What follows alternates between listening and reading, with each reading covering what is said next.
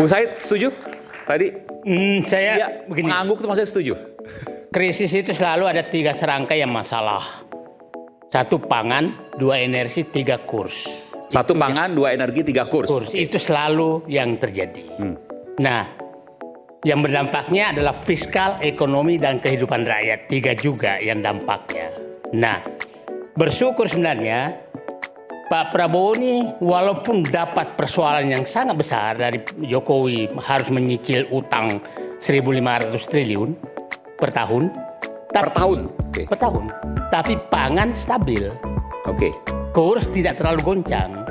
Artinya hanya BBM stabil? Ya, nggak terlalu goncang. Iya. Yang hanya menghadapi energi. Dan energi, saya ingin menyampaikan angka-angka yang disampaikan Pak Fuad tadi, saya menyatakan justru krisis ini berkahnya ke Indonesia lebih besar. Maksudnya Karena Indonesia diuntungkan ya, justru? saya kasih hitungin. Oke. Minyak kita memproduksinya 540.000 barel per hari. Kalau naik $50, artinya ada penambahan pendapatan 390 miliar per hari. Ya, nah subsidi BBM itu dengan dengan gas melon itu hanya setahun kalau dimasukkan kompensasi hanya 370 miliar per hari. Artinya surplus. Sebentar. Kan kita net importer, kita lebih besar importnya dibanding ekspornya. Saya membatasi terhadap subsidi saja. Oke. Itu dampak lain. Nah, Sebentar, subsidi gimana? Itu kan tadi gimana? Nah. Subsidi pelan-pelan. yang ditanggung pemerintah kan adalah subsidi lain dengan kompensasi ya. Ya, Subsidi bahan BBG, gas, LPG sama BBM itu sekitar 300, kalau naik pun hanya menjadi 370 miliar per hari. Oke. Sementara pendapatan Ini bertambah rupiah ya? 370 miliar rupiah per hari. Oke. Pendapatan dari minyak tadi dari 540.000 barel per hari itu 390 miliar. Artinya ada surplus 20 miliar. Nah, saya mau masuk yang lain. Saya punya data gini. Batu bara itu naiknya sejak perang ini itu 35%. Harga batu bara naik. Sejak perang Iran nih? Sejak perang Iran. Karena konversi BBM susah, ganti batu bara. Ganti batu bara. Oke. Nah, terus jadi kalau presiden, nah mungkin saja mereka sudah menghitung karena Pak Bahlil juga Pak Presiden Prabowo mengurangi loh produksi batu bara dari hampir 900 juta menjadi 600 juta. Kalau mau menambah naikkan lagi aja ke 800 juta. Maka pendapatan negara naik.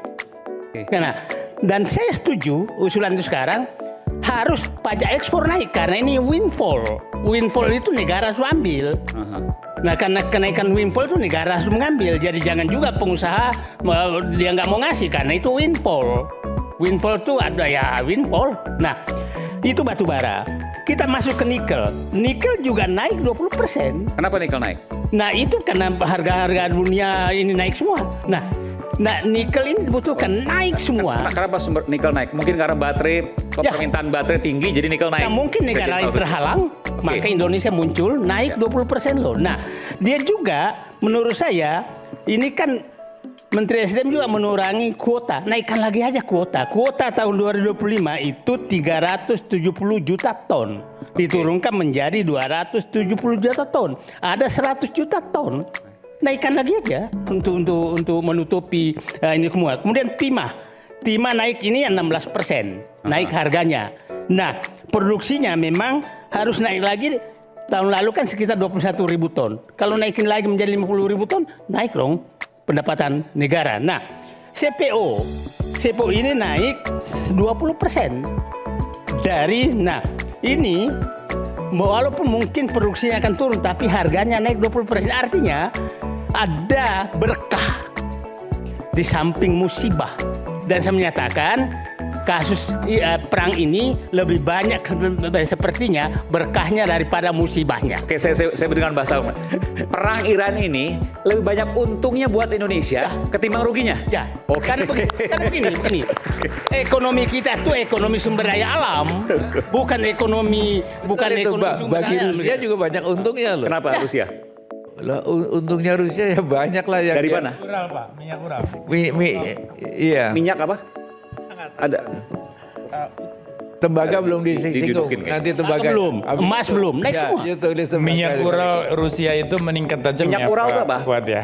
Minyak Ya minyak mentah Rusia. Oh, minyak itu mentah, oke. ya, minyak mentah Rusia itu permintaannya tinggi sekali karena alternatif bagi Ya. banyak negara yang bergantung ke Selat Hormuz ini. dan nggak lewat Hormuz dia. Dia enggak. Oke. Jadi dia alternatif sana dan Presiden Trump dari Amerika juga sudah mengumumkan silahkan beli dari Rusia untuk negara-negara yang masih bergantung ke Selat Hormuz. Oke, jadi krisis dari perang Iran jauh panggang dari api. Boleh nggak saya katakan itu?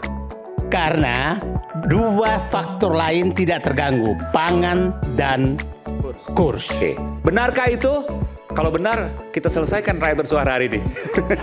Nanti saya tanya ke Bung Iksan Indonesia. Kita kembali saat lagi bersama kami di Rakyat Bersuara.